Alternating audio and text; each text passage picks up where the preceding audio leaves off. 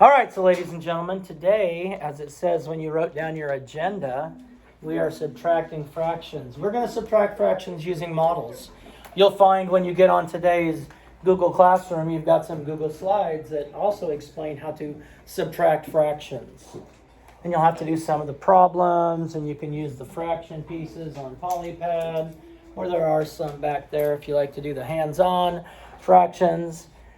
But in addition, as we show these, I'm going to try and show you the standard algorithm as well.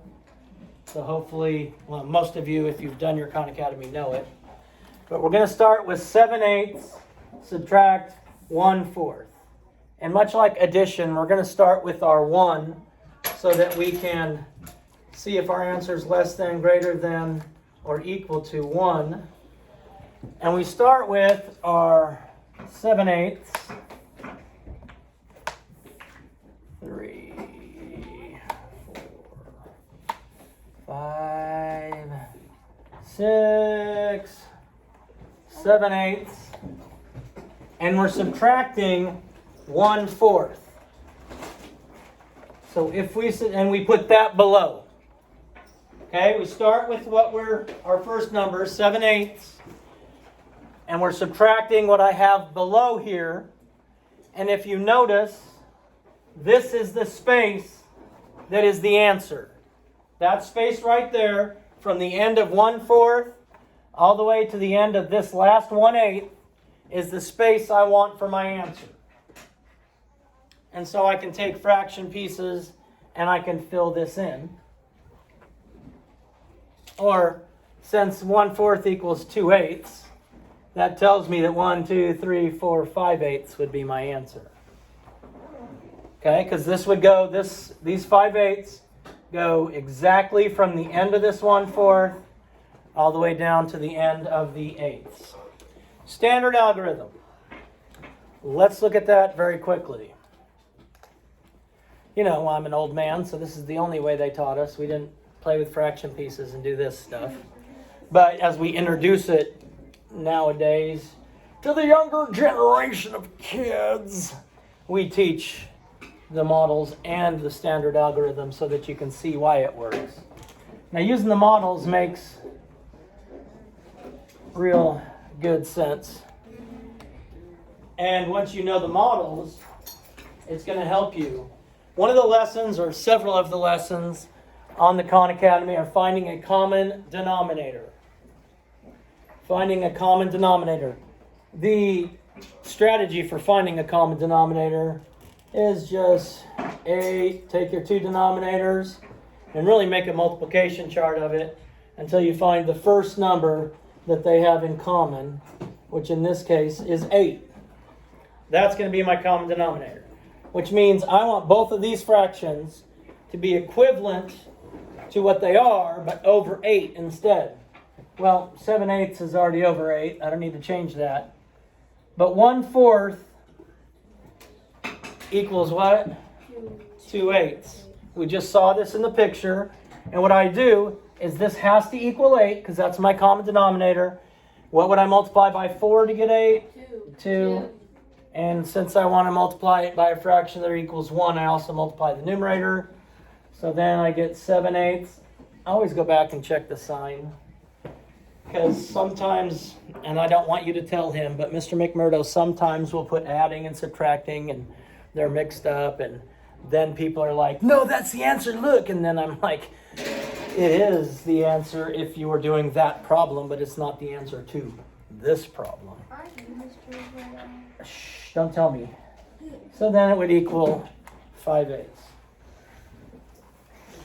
Another problem I want to show you, and you know, like I like to do, I like to work out problems you're going to see again in the future.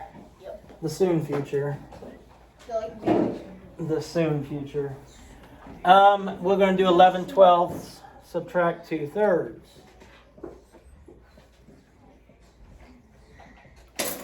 If you look at it, I bet most of you could figure out what the common denominator already is. What do we think the common denominator is? 12. Because if we went 3, 6, 9, 12, there we go. 12 is our common denominator. So we have 11/12, which is gonna, since our common denominator is 11/12, it's gonna stay 11/12.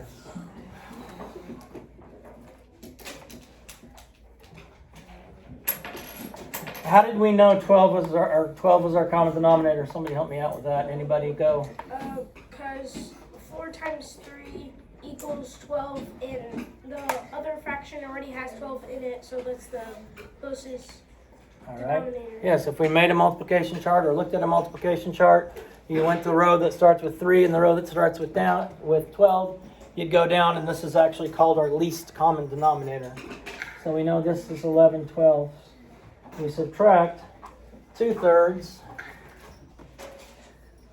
So if we go up here and we subtract 2/3, since they line up evenly, and the space from the end of the 2/3 to the end of the 12ths is our answer, then our answer is going to be 3/12. But 2/3 equals how many 12ths? 8 12. 8/12. 2/3 equals 8/12. Because I had to multiply both my numerator and denominator by 4. So 11 minus 8 is 3. Wow, 11 minus 8. So then I get 3/12. Now you're not going to see 3/12 as an answer. If it was a multiplication problem, you would not see 3/12 as an answer. Anybody have any idea why?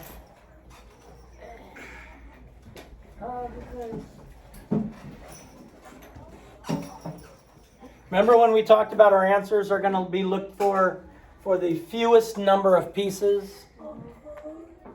Okay, I can put 3/12 equivalent to 1/4. How do you get that doing math though? Well, let's look at 3/12. Just simplifying fractions, and we're going to work on that probably tomorrow. If I have the fraction 3/12, then I ask myself, I go back and I jump at my divisibility rules. Is there a number that divides evenly into 3 and into 12? And that would be? 4. Nope, 4 does not divide into 3. 3 does. 3 does. If I divide both my numerator and denominator by 3, I get 1/4. So I try and find what's called the greatest common factor, the biggest number that divides evenly into both 3 and 12, into both my numerator and denominator. It's going to bring it down to the least number of pieces. Okay?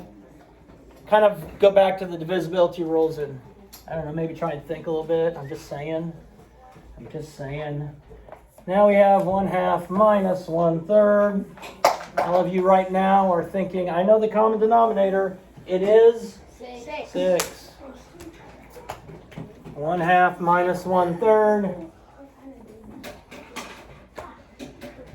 1/2 minus 1/3. Our answer is this space here, from the end of the 1/3 all the way to the end of the 1/2 is our answer. We figured out the common denominator, because if I went 2, 4, 6, 3, 6, I can change these both to over 6. So if I think 6 is my common denominator, my answer probably has 1/6 in it. So that's going to equal 1/6. Can I use fewer pieces if I have 1/6? No. Because I have one piece. Because I'm doing 1 out of 6 pieces that make a whole.